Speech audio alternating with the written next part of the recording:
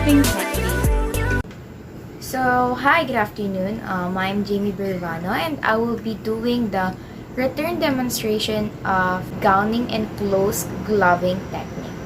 So, the first thing that you need to do, of course, is the assessment. So, what is the assessment that is needed?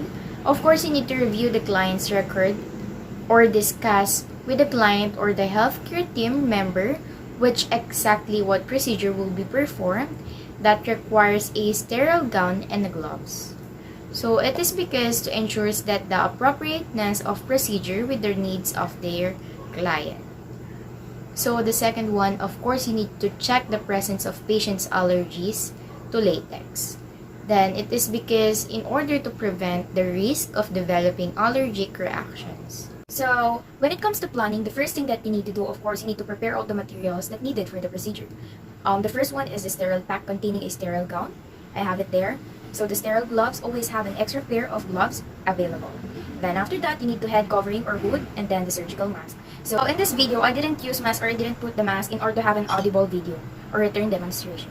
It is necessary to prepare all the materials that needed in order to organize materials and to facilitate easier performance of the procedure. So let's go. Let's do the implementation. The first thing that you need to do, of course, you need to perform through surgical scrub. It is in order to remove the debris and transient microorganism from our hands and even forearms. So it reducing this residual microbial count and leaving an antimicrobial residence on our skin. So in that case, it prevents growth of microorganism in several hours.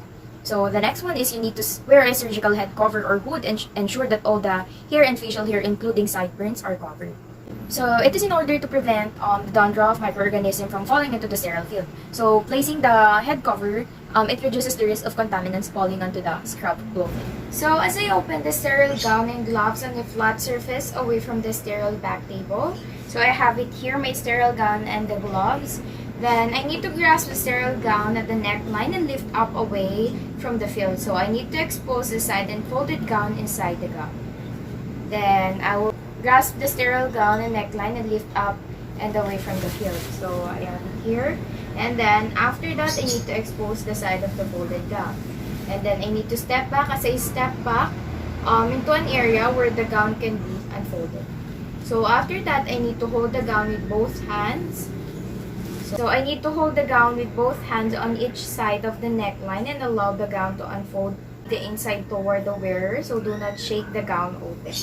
Then after that, keep arms at the shoulder level away from the body as you slide the both arms into the sleeves. So stopping when the hands reach the proximal edge of the gown.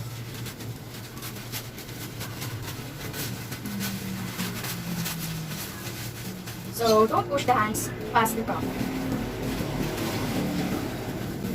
So after that, ask the circulating or unsterile nurse to touch the inside of the gown and shoulders and slides to bring it over the shoulder. So I will be back. So as I secure the neckline of the inner gown, tie at the waist. So this should be done before close gloving. Then after that, I need to return to the sterile field created by the gown wrapper.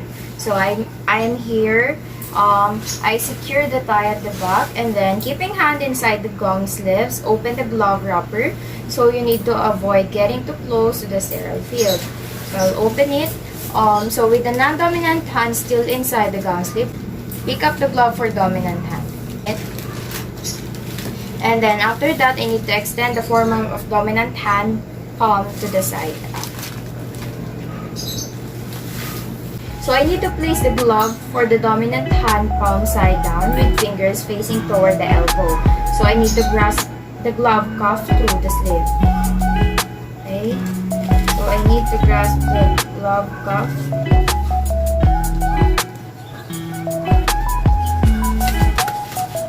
So after that, I need to advance the gown cuff down toward the wrist and then into the fingers into the glove and adjust the glove on.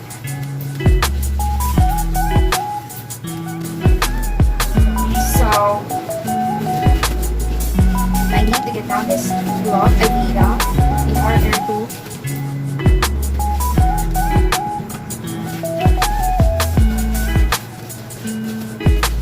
you need to puff down your gown in order to move your fingers into the glove. Okay, so I will repeat the procedure for the other hand.